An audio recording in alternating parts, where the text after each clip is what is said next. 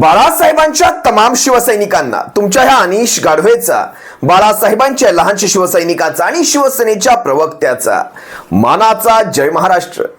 आपण वराती मागून घोडे ही म्हण नक्की ऐकली असाल. वराती मागून घोडे ह्या म्हणीचा खरा अर्थ मला ठाण्यामध्ये उमगला. कारण आदित्य साहेब ठाकरे, शिवसेना नेते, युवा सेना प्रमुख आदित्य साहेब ठाकरे यांचा एक झंझावाती दौरा गेल्या 3-4 दिवसांपूर्वी ठाण्यामध्ये झाला. ठाण्यातल्या अगदी मध्यवर्ती ठिकाणी झाला. मुख्यमंत्र्यांच्या बंगल्याच्या खाली देखील झाला. शाखा भेटी असतील, शिवसैनिकांच्या भेटी असतील. आदित्य साहेबांचा ठाण्यामध्ये 3-4 दिवसांपूर्वी एक झंझावाती दौरा झाला. उभं ठाणं त्यांनी हलवून सोडलं. आणि वराती मागून घोडे कसे माहिती आहेत तुम्हाला? आज 4 दिवस झाले, जवळपास 4 ते 5 दिवस झाले. 5 दिवसांनंतर काही लाभार्थ्यांना या दौऱ्याची आठवण झाली की असं काहीतरी ठाण्यामध्ये झालं होतं. आदित्य साहेब येऊन गेले होते आणि सुतळी बॉम्ब लावून गेले होते. त्यांच्या बुडाखाली सुतळी बॉम्ब लावून गेले होते. विचार करा, आदित्य साहेबांनी यांच्या बंगल्याखाली येऊन एक डायलॉग टाकला होता, माहितीये तुम्हाला? त्याही दिवशी मी तुम्हाला दाखवला. ये इलाका भी हमारा है, ये इलाका भी हमारा है और धमाका भी हमारा ही रहेगा. ठाणे कालही शिवसेनेचं होतं, आजही शिवसेनेचं आहे आणि उद्याही शिवसेनेचं राहणार. आता तुम्हाला खरी गोष्ट सांगतो, नेमकं घडलं काय आज ठाण्यामध्ये. आज ठाण्यामध्ये वराती मागून घोडे, आपण वराती मागून घोडे म्हणतो, पण वरातीच्या नंतर 4-5 दिवसांनी घोडे पाठवले हे पहिल्यांदाच माझ्या पाहण्यात आलंय आणि ते ठाण्यात दिसतंय मला. या लाभार्थ्यांनी ठाण्यामध्ये काही ठिकाणी बॅनरबाजी केली, काही ठिकाणी म्हणण्यापेक्षा एकाच ठिकाणी माझ्या नजरेत आली आहे. ठाण्याचा कॅडबरी जंक्शन, तसा गर्दीचा भाग, तिथे उड्डाणपुलाच्या खाली एक बॅनर माझ्या पाहण्यात आला. आणि बॅनरवरचा मजकूर काय होता माहितीये? अगदी विनोदी. काय लिहिलंय बघा.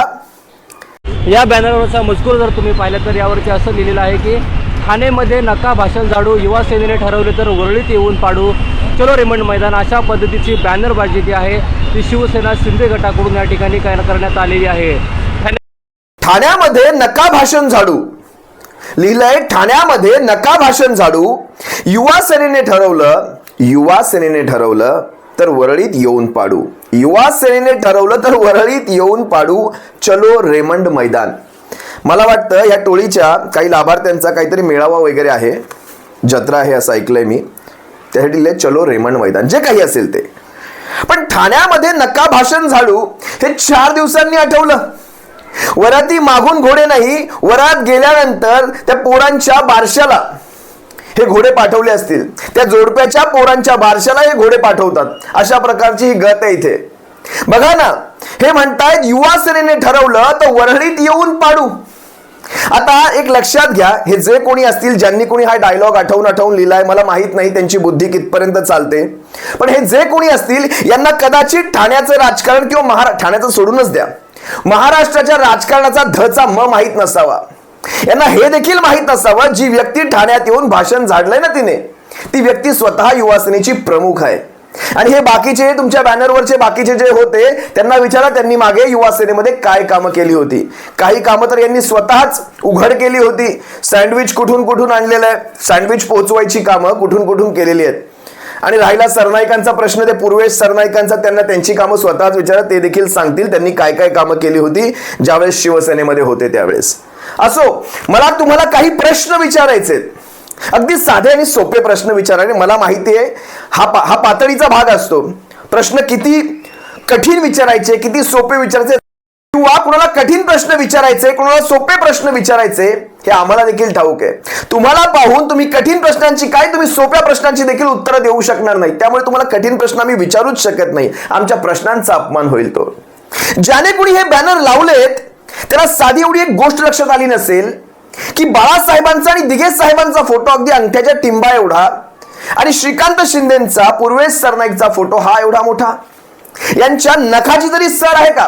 बाळासाहेबांच्या, दिघे साहेबांच्या नखाची तरी सर आहे का या नेत्यांना? हे जे कोणी 2 फोटो मोठे लावले होते, पूर्वेश सरनाईक, प्रताप सरनाईकांचे चिरंजीव आणि एकनाथ शिंदेचे चिरंजीव श्रीकांत शिंदे, यांच्या नखाची तरी सर आहे का बाळासाहेबांच्या आणि दिघे साहेबांच्या? बाळासाहेबांचा आणि दिघे साहेबांचा फोटो यांची मजबुरी यांना लावावा लागतो, कारण हे फोटो नाही लावले तर तो बॅनर दिसणार नाही. मग हा गटातटाचा बॅनर वाटेल. तुम्ही कितीही शिवसेना नाव लावा, कितीही धनुष्याचं चिन्ह लावा, पण ठाकरे त्याच्यावर दिसले नाहीत ना, दिघे साहेब त्याच्यावर जर दिसले नाहीत तर तो बॅनर किंवा तो फोटो हा तुमच्या गटातटाचाच वाटतो. कितीही प्रयत्न करा तुम्ही, नाव चिन्ह सगळं लावा, पण ठाकरे दिसावेच लागतात त्याच्यावर. त्यामुळे तुमची ही मजबुरी आहे.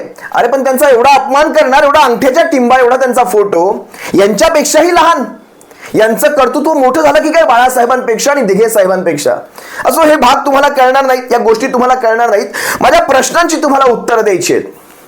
तुम्ही वरळीत येऊन पाडू हा जो डायलॉग मारलायत ना, हा डायलॉग मारताना कुणाची बुद्धी किती चालली मला माहित नाहीये. लाभार्थ्यांपैकी जे कोणी असतील लाभार्थी, यांनी सांगितलं वरळीत येऊन पाडू. सगळ्यात पहिला प्रश्न, वरळीची जागा कोण लढवणार आहे हे माहितीये, हे ठरलंय.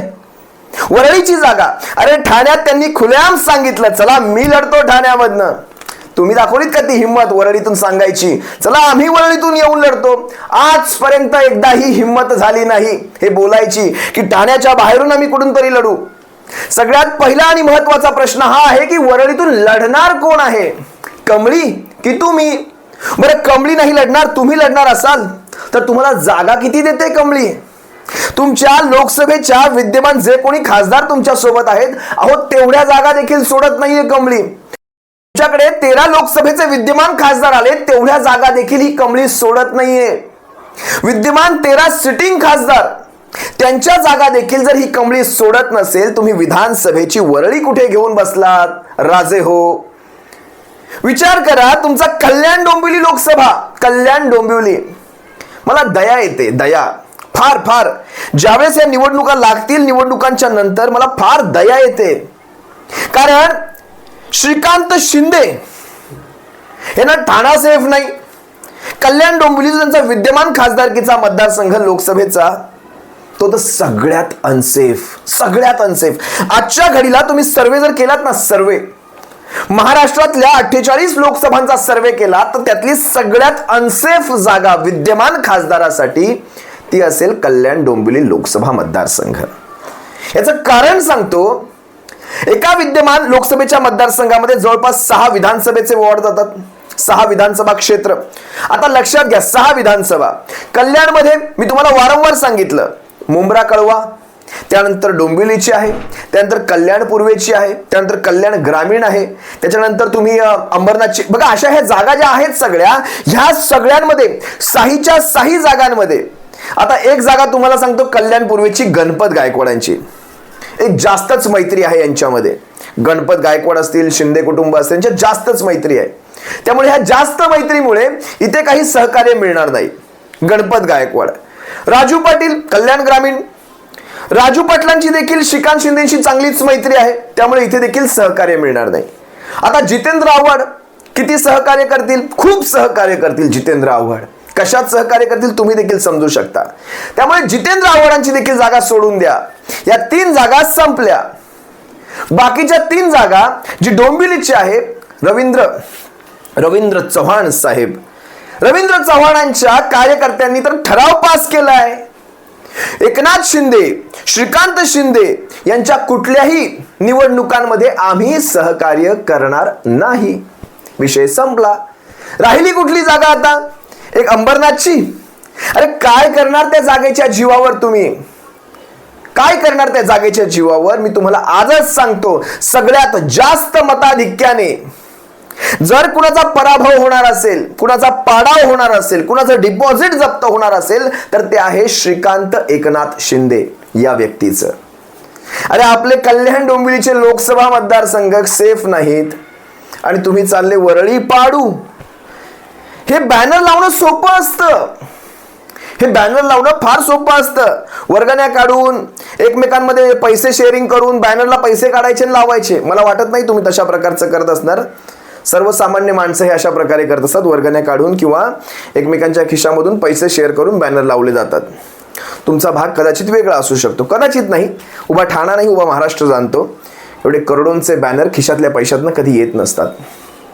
जाहीर सी बात है, इसमें कुछ मैं नया नहीं बता रहा हूं.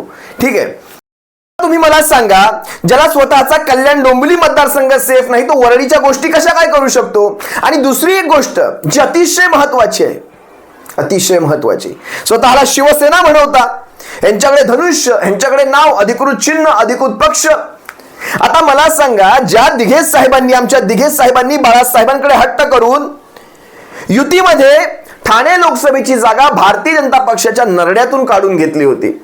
बाळासाहेबांना सांगितलं दिघे साहेबांनी, ही जागा ठाणे लोकसभेची जागा मी निवडून आणणार. दिघे साहेबांनी शब्द दिला होता आणि बाळासाहेबांनी जागा घेऊन दाखवली. त्यानंतर जवळपास 4, 5, 6 टर्म जे काही असेल ते ठाणे लोकसभेमध्ये शिवसेनेचा खासदार बसला. प्रकाश परांजपे पासूनची ही परंपरा आहे. आता मला सांगा, हा ठाणे लोकसभा मतदारसंघ जिथे सध्या शिवसेनेचे विद्यमान खासदार शिवसेना नेते राजनजी विचारे साहेब आहेत, महाराष्ट्रातल्या सगळ्यात 1 नंबरचं मताधिक्य घेऊन राजन विचारे साहेब स्वतःच्या बळावर या एकनाथ शिंदेच्या किंवा शिंदे गट काहीतरी त्यावेळेस एकत्र असतानाचा काही त्यांच्याकडनं मदत काही नाही सारी ठाण्याची फळी, निवडणुकीची फळी, कार्यकर्त्यांची फळी सारी कल्याणमध्ये उतरवली होती. पुत्रप्रेम, काय म्हणालो मी, पुत्रप्रेम, पुत्रप्रेमासाठी सारी फळी ही कल्याण डोंबिवलीमध्ये उतरवली होती. त्यामुळे राजन विचारे साहेब त्याही वेळेस एक हाती लढले होते, त्याही वेळेस. असो, आता तुम्ही मला सांगा, ही जागा काढून घेतली नरड्यातनं. आता ठाणे लोकसभा लढवणारे कोण आहे माहितीये तुम्हाला? कमळी. मग विचार करा, आम्ही शिवसेना, आमचा धनुष्य, आम्ही युवा सेना, युवा सेनेने ठरवलं तर वरळीत येऊन पाडू, इकडून गाडू. अरे तुमच्या बुडाखाली येऊन बॉम्ब लावून गेले. 4 दिवसांनी तुम्हाला लक्षात आलं आमच्या बुडाखाली बॉम्ब लागले होते. विचार करा शिवसैनिकांनो, इतकी घबराट आहे यांच्या मनामध्ये, इतकी घबराट आहे. 4 दिवस शांती, कारण इलाका भी हमारा और धमाका भी हमारा.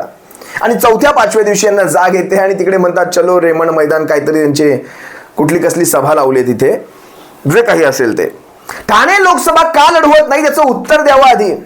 वरळीचं नंतर पहा. ते मुंबईचे नगरसेवक चोरणं, अजून देखील त्यात त्यांना यश येत नाहीये मुंबईच्या नगरसेवकांना चोरण्यामध्ये. ही अशी घाणेरडी परिस्थिती या गटाची, शिंदे गटाची. ठाण्यातून शिवसेना यांना रोज सुरुंग लावते, यांना उठता लात आणि बसता बुक्की झाली आहे ठाण्यामधनं, आणि हे सांगतायत वरळीच्या गोष्टी करतायत. आधी आपल्या ठाणे वाचवा, तुमची कोपरी 5 पखाडी मतदारसंघ वाचवून दाखवा, तो ओळा माचीवाडा मतदारसंघ वाचवून दाखवा. या आपल्या स्वतःच्या विद्यमान आमदारांना आधी वाचवून दाखवा. वाचवून दाखवा याचा अर्थ मला काय म्हणायचं माहितीये? त्यांचं डिपॉझिट वाचवून दाखवा. जाहीर आव्हान करतो मी, जाहीर आव्हान करतो. त्यांना चांगलीच कल्पना आलीये, कल्याण डोंबिवलीमध्ये तर डिपॉझिट देखील वाचणार नाहीये. कारण ह्याचं एक उत्तम उदाहरण आम्ही कोल्हापुरात त्या दिवशी पाहिलं. इतकं सुंदर रडगाणं आम्ही पाहिलं त्या दिवशी कोल्हापुरामध्ये. इतकं सुंदर रडलं गेलं की बाबा आम्हाला वाचवा, बाबा आम्हाला वाचवा. मला वाचवा म्हणजे माझी खासदारकी वाचवा, आणि खासदारकी वाचवण्यापेक्षा माझं डिपॉझिट वाचवा, बाबा आम्हाला वाचवा. या अशा प्रकारचं वातावरण सध्या शिवसेनेने करून ठेवलंय, उभ्या महाराष्ट्रात करून ठेवलंय. तुर्तास या विषयावर मी जास्त काही बोलत नाही. हा विषय मला तितका महत्वाचा वाटतच नाही. पण ठीक आहे, ते ही असल्या प्रकारची वाक्य जर आली ना, युवा सेनेने ठरवले तर वरळीत येऊन पाडू, असल्या प्रकारची वाक्य आली की इथे एक तिडीक जाते. त्यामुळे थोडंसं समाचार तर घेणं बनतच ना शिवसैनिकांनो. काय बोलतोय सप्रेम जय महाराष्ट्र बाळासाहेबांच्या शिवसैनिकांनो, काळजी घ्या. आणि ह्या असल्या बॅनरला बघू देखील नका. यांची आपण शिवसैनिकांनी या बॅनरकडे बघण्याची देखील या बॅनरची इतकी लायकी नाहीये. त्यासाठी सांगतो, बघू देखील नका, दुर्लक्ष करा. जय महाराष्ट्र, काळजी घ्या.